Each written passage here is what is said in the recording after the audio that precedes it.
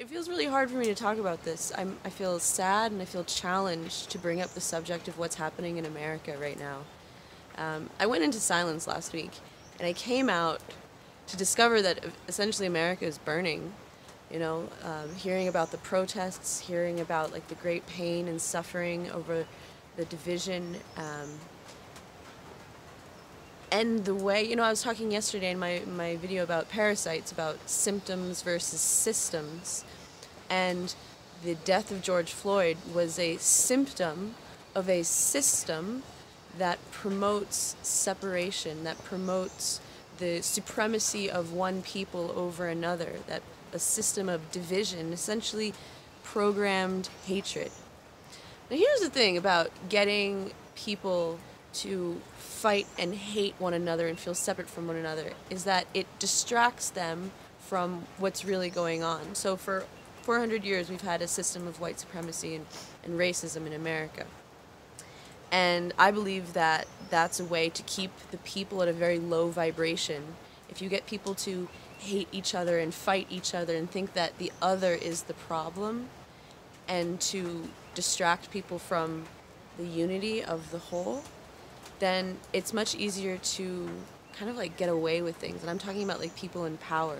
If you get the common people to squabble over petty things, then they're not looking at the real issues. They're not looking at the real abuses of power. And speaking of power, I think that there's a lot to be said about the feeling of powerlessness.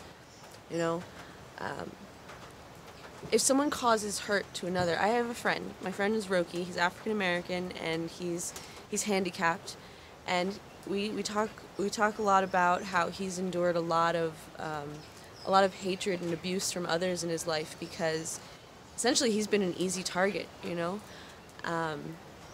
and he's always telling Eric, like, why do they bully me? Like, why do they bully me?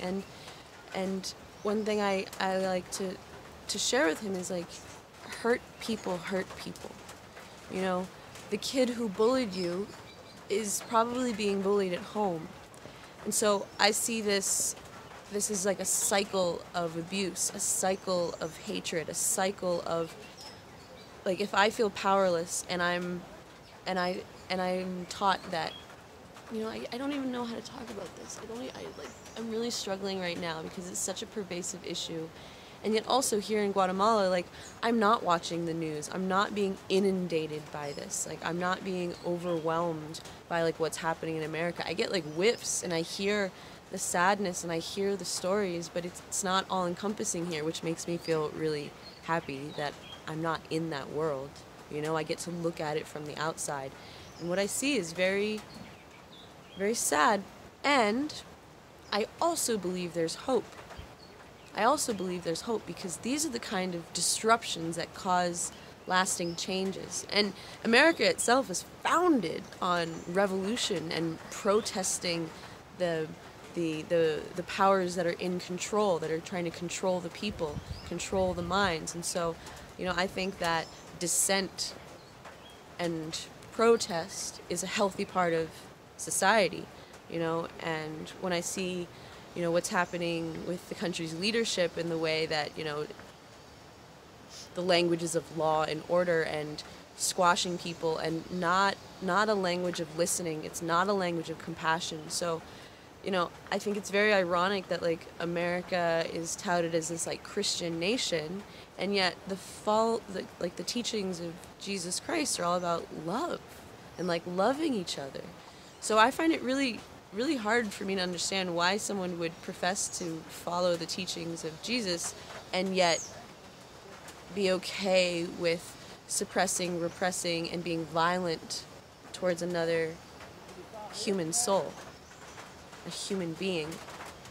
So, again, I was talking about, why do we get parasites? Because we were involved in a certain system that had leaks in it that we were getting sick. And so in the same way, like, why are we experiencing this violence and racism in America, which is the symptom? It's because there's a certain system, a system of fear, a system of pitting people against each other, a system of separation.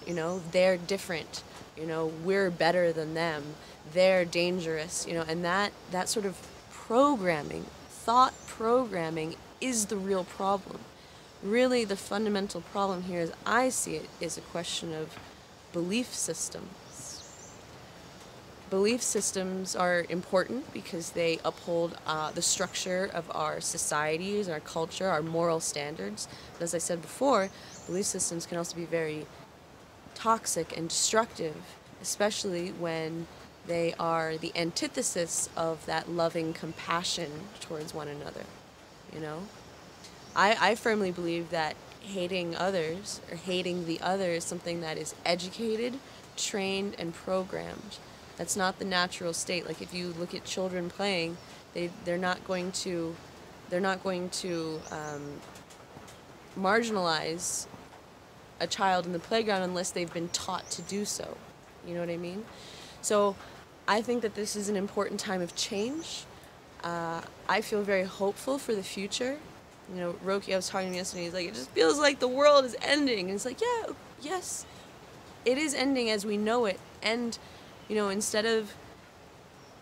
I encourage you to get curious about what the solution could look like, what a new system of love and inclusivity and compassion could look like.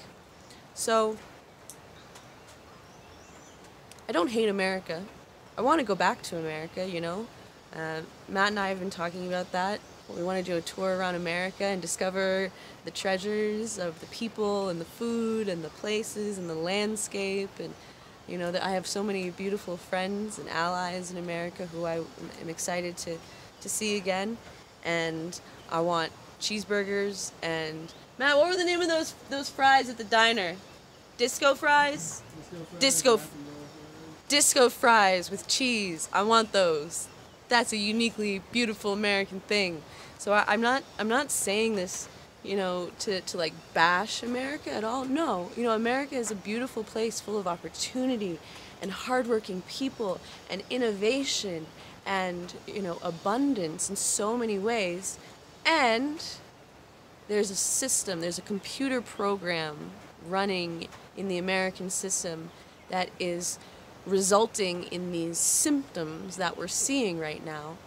And so, while yes, we need to address the symptoms, we also need to understand and maybe reassess the underlying system of thinking, speaking, acting, believing that is resulting in these symptoms that we're experiencing. So, I want to send my love to the people who are suffering. I want to send my love to the people who are courageously taking a stand for freedom and for equality and equanimity and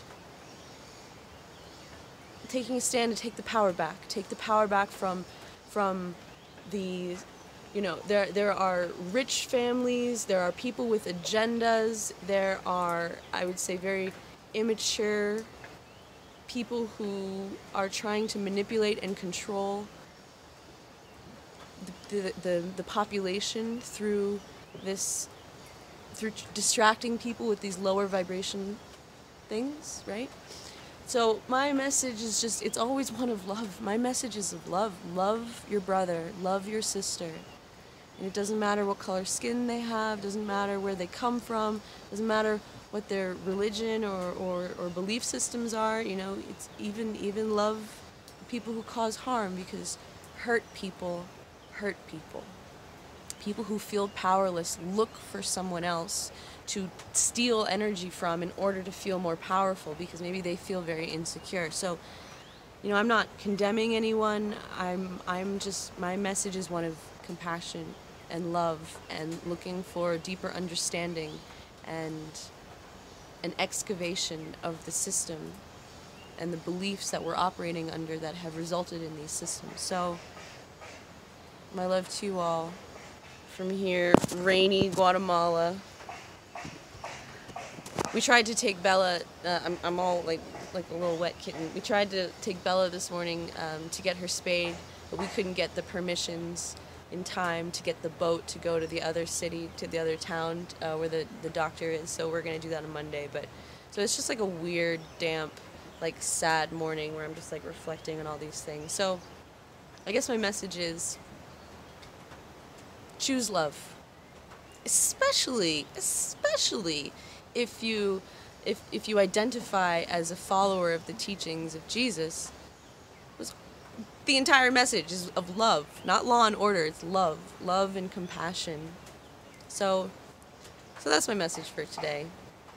I'm glad I made it out of America, because what's happening there right now is really, really. And I love you. Thanks for being with me. This is hard to talk about, and I feel really unqualified in so many ways because I'm not inundated with the news. I don't have a clear picture of what's going on. I just support love. Love in the face of chaos.